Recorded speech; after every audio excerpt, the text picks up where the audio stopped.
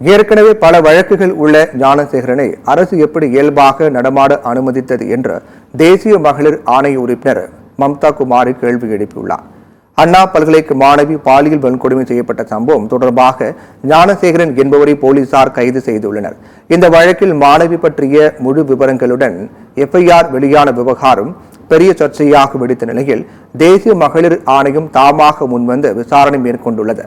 சென்னை வந்த மகளிர் ஆணைய உறுப்பினர்களான மம்தா குமாரி, பிரவீன் சிவாண்டி ஆகியோர் அண்ணா பல்கலையில் வெவ்வேறு துறைகளில் பல மணி நேரம் நேரடியாக விசாரணை மேற்கொண்டனர். பல்கலை பேராசிரியர்கள் மாணவியரிடம் விசாரித்து பல்வேறு தகவல்களை சேகரித்தனர். ஆளுநர் RN ரவியை ராஜ்பவனில் சந்தித்த மகளிர் ஆணைய குழுவினர் டிஜிபியையும் சந்தித்தனர். இந்நிலையில் டெல்லி செல்லும் வழியில் செய்தியாளர்களுக்கு பேட்டியளித்த தேசிய மகளிர் ஆணைய உறுப்பினர் மம்தா குமாரி, ஏற்கனவே பல வழக்குகள் உள்ள ஞானசேகரனை அரசு எப்படி இயல்பாக நடமாட அனுமதித்தது என்று கேள்வி எழுப்பினார்.